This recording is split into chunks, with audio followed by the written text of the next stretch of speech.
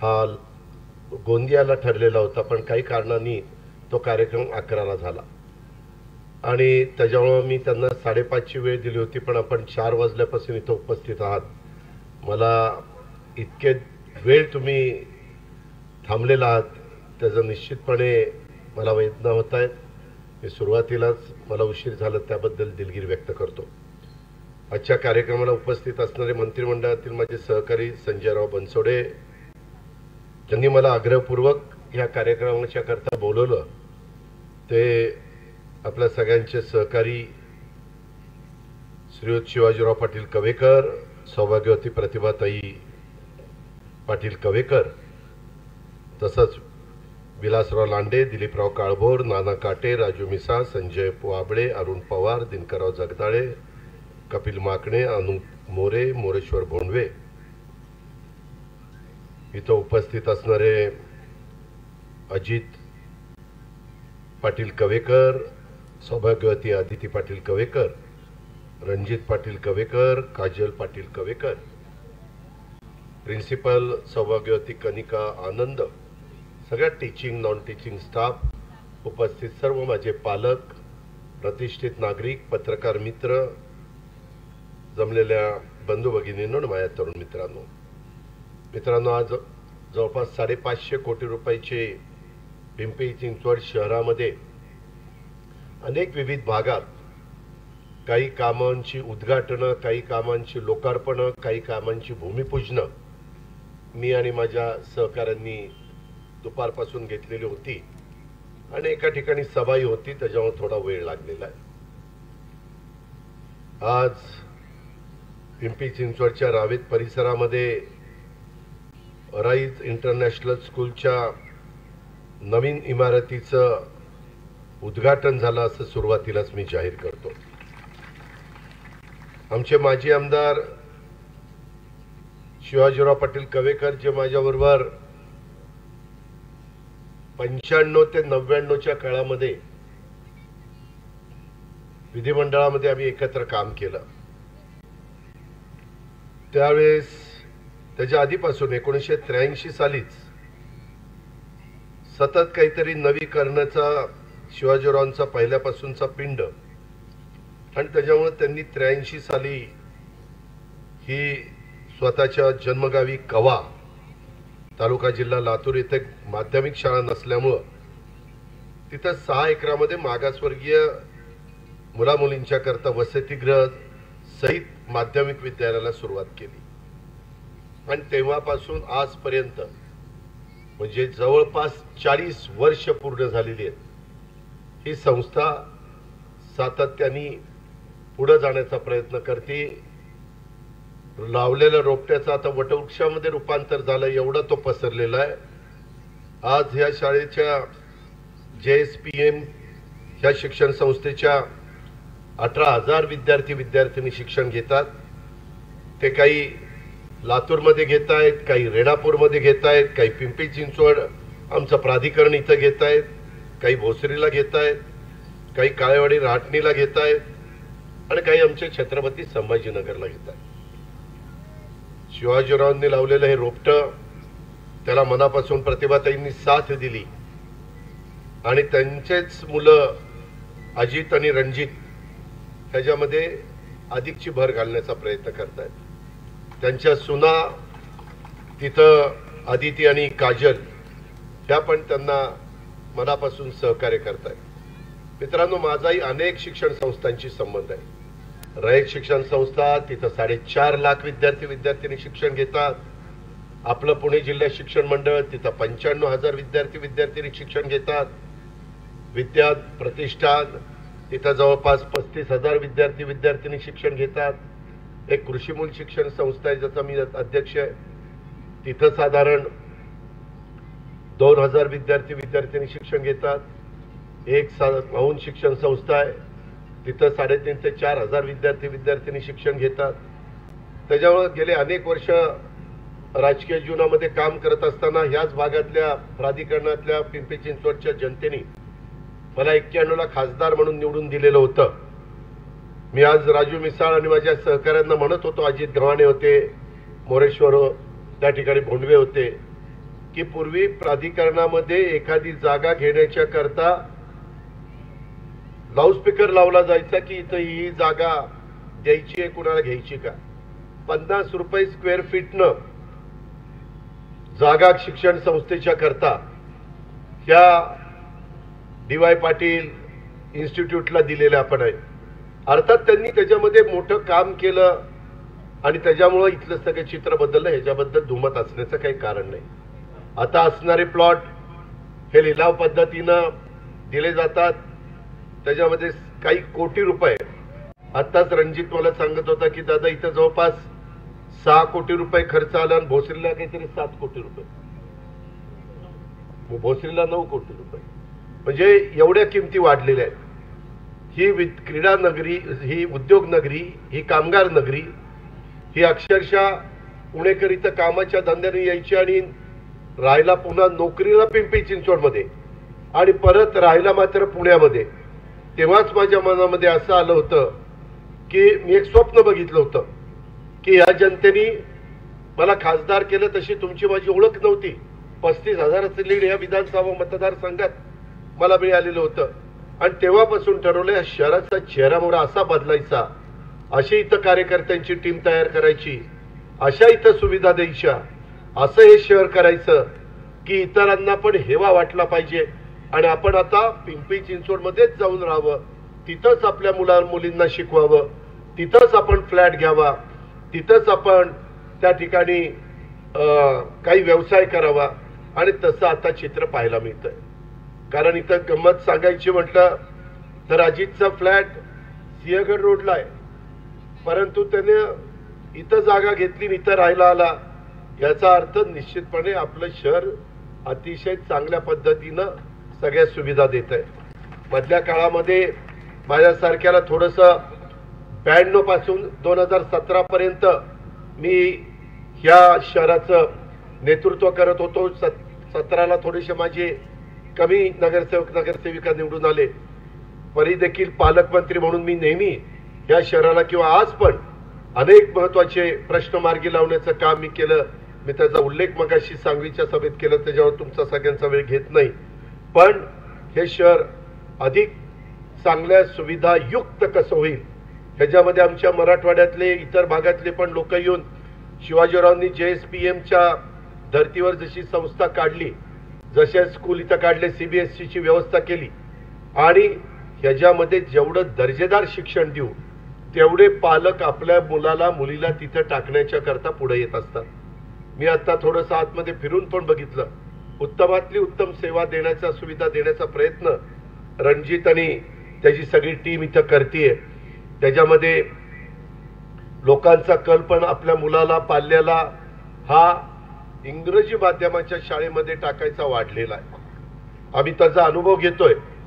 आम्हाला जरा थोडीशी मनात भीती वाटते की हेच जर होत गेलं तर तुमची माझी मातृभाषा मराठी भाषा जी आहे त्याच्यातनं हळूहळू विद्यार्थी इंग्रजीकडे जर वळले तर आपली भाषा पण टिकली पाहिजे, आपली परंपरा पण जतन राहिली पाहिजे.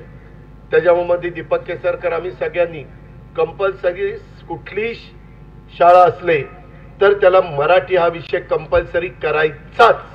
आमच्या महाराष्ट्रामध्ये राहत असणाऱ्या मुलाला मुलीला मराठी आलंच पाहिजे.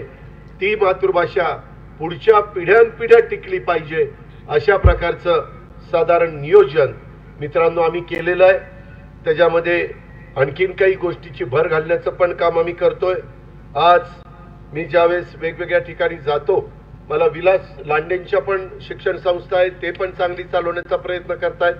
प्रत्येकाने आपापल्या परीनं तरुण पिढीला चांगल्यातलं चांगलं ज्ञान देण्याचं काम केलं पाहिजे, कारण ते आपलं कर्तव्य आहे. ह्या कर्तव्याच्या भावनेतनं तुम्ही मी त्या बाबतीमध्ये पुढाकार घेतला पाहिजे.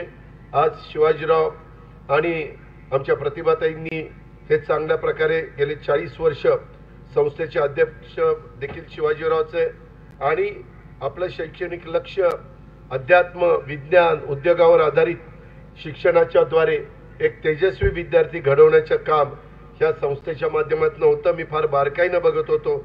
इथं नर्सिंगचे कोर्स आहेत ह्या संस्थेचे, ITI आहे, पॉलिटेक्निक आहे, वरिष्ठ महाविद्यालय, त्याच्यामध्ये PBBSC आहे, त्याच्यामध्ये GNM कॉलेज देखील आहे, CBSE बोर्ड दिल्ली मान्यता असणारे अनेक त्याच्यामध्ये प्रायमरी आणि हे स्कूल त्यांनी काढलेले आहेत। आणि त्याचबरोबर इथली मुलं पण कर्तबगार आहेत। ह्या संस्थेमध्ये शिकणारे नॅशनल सायबर ऑलिम्पियाडमध्ये, नॅशनल साईज ऑलिम्पियाडमध्ये स्पर्धा परीक्षेत 5 विद्यार्थ्यांनी गोल्ड मेडल मिळवलेली आहेत। त्याचा खूप रास्त अभिमान आपल्याला सगळ्यांना आहे। मी संस्थेचे अनेक विद्यार्थी आज शासकीय राजकीय मोठ्या पदावर काम करतायत आणि त्याच्यातून आज विविध जिल्ह्यामध्ये विविध विषयाचे जवळपास 35 युनिट या संस्थेचे चालत आहेत। टीचिंग नॉन टीचिंगचा 1500 लोकांचा स्टाफ इथं काम करतोय आणि जवळपास अनेक विद्यार्थी इथं 18,000 पर्यंत विद्यार्थी शिक्षण घेतात। याही संस्थेच्या बद्दल मला आता रणजित सांगत होता की दादा इथं मागे गेल्या वर्षी 780 विद्यार्थी होते, आता ती संख्या 1400 जवळपास पोहोचलेली आहे। अशाच पद्धतीनं जागा मर्यादित आहे। ही ग्राउंड आम्ही 1 रुपया नाममात्र दराने महानगरपालिकेला घेतलेलं आहे। प्राधिकरणाचं ग्राउंड होतं, आता प्राधिकरण आणि PMRD अशी एक वेगळी संस्था आम्ही केलेली आहे आणि PCMC हे आपली महानगरपालिका आहे। परंतु हे ग्राउंड प्राधिकरणाच्या दृष्टीने महत्त्वाचं आहे आणि त्याच्यामध्ये अनेक खेळाच्या स्पर्धा होतात। अशा प्रकारचे दिमागदार कार्यक्रम वेगवेगळे शैक्षणिकच्या बाबतीमध्ये घेता येतात आणि माझा नेहमीच प्रयत्न राहिला आहे, कारण पूर्वीच्या काळात आमच्या लहानपणी एवढे मोठे मोठे मोकळी पटांगण असायचे, कुठेही क्रिकेट खेळलं जायचं, विट्टी दांडू खेळलं जायचं, गोट्या खेळल्या जायच्या, पतंग, वावड्या, सुरपाट्या, कबड्डी, खो खो। आज आता त्याच्यातले काही खेळ लोकांना माहिती पण भवरा, आता मुलं म्हणतील कसला भवरा, मुलं म्हणतील कसल्या गोट्या, त्यांना दुसऱ्याच गोट्या माहिती आहेत, त्या खेळातल्या गोट्या माहिती नाहीत। अशी साधारण आत्ताची पिढी आहे आणि त्याच्यामुळं काळानुरूप आपल्यालाही बदलावं लागतं। इथं चांगले चांगल्या खेळाच्या पण सुविधा देण्याचा प्रयत्न रणजित आणि त्यांच्या सगळ्या टीमनी केलेला आहे आणि चांगल्यातलं चांगलं दर्जेदार शिक्षण कसं देता येईल अशाच प्रकारचा प्रयत्न आमच्या JSPM संस्थेचं जे शैक्षणिक विकासाचं कार्य हे अतिशय दिशादर्शक आणि प्रेरणादायी अशा प्रकारचं आहे आणि प्रत्येकाच्या जीवनात शिक्षणाला मित्रांनो अनन्यसाधारण महत्त्व आहे। मी राजकारणात आलो त्यावेळेस वशिला फार चालायचा, मला आठवतं विलास त्यावेळेस एकदम तरुण होता, आजमबाई, विलास, संजोग ही सगळी टीम अतिशय तरुण होती, लक्ष्मणाचा हयात नाही आहेत, पण त्यावेळेस नाना शितोळे, तात्यासाहेब कदम, त्याच्यामध्ये वेगवेगळे आमचे सहकारी असायचे, रंगनाथ फुगे, ह्या सगळ्यांना साधी चिठ्ठी पाठवली की बाबा यांना कॉर्पोरेशनमध्ये लावा तरी ते लावायचे, कारण नुकतंच कॉर्पोरेशन आपली पहिल्या होत्या ग्रामपंचायती, त्याचं रूपांतर करून नगरपालिका झाली, नगरपालिकेचं रूपांतर महानगरपालिकेत झालं, महानगरपालिकेचं आशिया खंडातली सगळ्यात श्रीमंत महानगरपालिका ओळखली गेली। सुरुवातीला अण्णासाहेब मगरांनी इथं नेतृत्व दिलं, त्याच्यानंतरच्या घाऱ्यांनी पण दिलं, डॉक्टर घाऱ्यांनी, त्याच्यानंतरच्या काळामध्ये रामकृष्ण मोरेंनी दिलं आणि त्याच्यानंतर मात्र एक तरुण कार्यकर्ता यांना त्यांनी ह्या शहरांनी माझ्यासारख्या कार्यकर्त्यावर विश्वास टाकला आणि मी त्या विश्वासाला कुठेही तडा जाऊन न देता मग फ्लायओव्हर असतील, सबवे असतील, डबल फ्लायओव्हर असतील, मेट्रो असेल, जे ह्या शहराच्या करता पिण्याच्या पाण्याची व्यवस्था असेल, चांगले रुंद रस्ते, उद्यानं, हे सगळं करण्याचा प्रयत्न केला। अजून पण खूप काही गोष्टी मी करण्याचा माझा मनोदय आहे, तशा प्रकारचं माझं काम देखील चाललेलं आहे, त्याचा आज मी सुतोवाच केलेला आहे। त्या संदर्भामध्ये आपल्या इथं चांगल्या शिक्षण संस्था पण असल्या पाहिजेत, इथं सगळ्या सोयी अशा असल्या पाहिजेत की बाबा ही सोय इथं नाही म्हणून आम्हाला पुण्याला जावं लागतंय, एअरपोर्ट पुरतच त्यांना पुण्याला जावं लागलं पाहिजे, बाकीचा मॉल असेल, फ्लेक्स आपले मल्टीफ्लेक्स असतील, त्याच्यामध्ये इतर सगळ्या चांगल्या शिक्षण संस्था असतील, ह्या सगळ्या इथं आपल्याला त्याची सर्व्हिस देता आली पाहिजे आणि तो प्रयत्न आमचा सगळ्यांचा चाललेला आहे। मी मगाशी सांगत होतो त्यावेळेस वशिल्याचे दिवस होते, आता वशिल्याचे दिवस संपले, आता मेरिटचे दिवस आहे। कुठल्याही आमच्या तर मला वाटतं कालच मी आढावा घेतला, 1,00,000 काहीतरी 61,000ची भरती, त्याच्यातली 36,000ची भरती झाली आहे।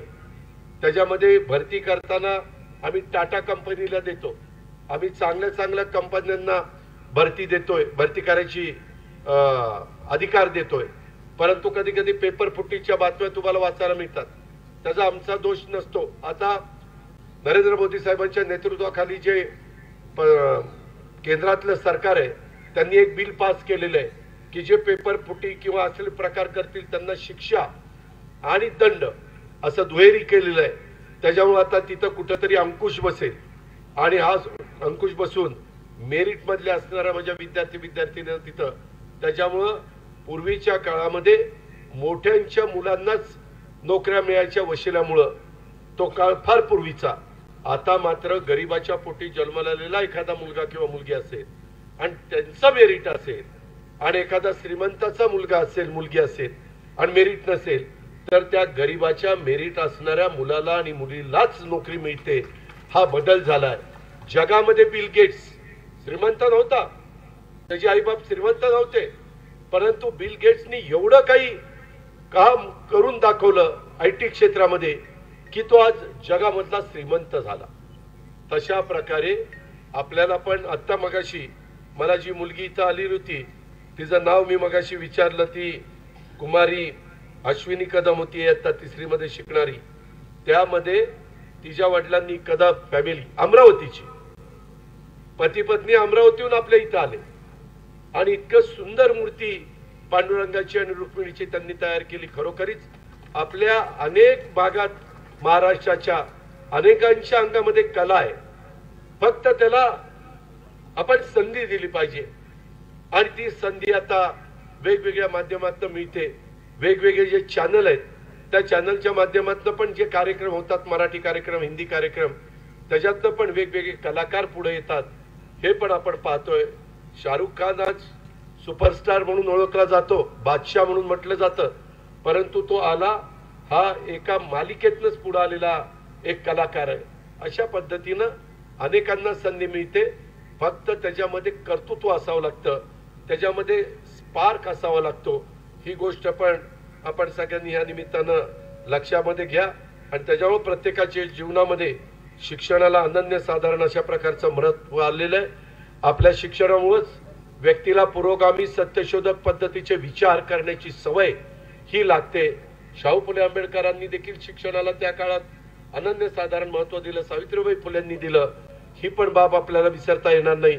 शिक्षणाच्या माध्यमातून आपण सुसंस्कृत समाज घडू शकतो. शिक्षणाचे महत्त्व लक्षात घेऊन राज्य शासनाने, समाज सुधारकांनी, शिक्षण तज्ञांनी शैक्षणिक विकासाला सर्वोच्च प्राधान्य दिल्याचं आपल्याला पाहायला मिळतं.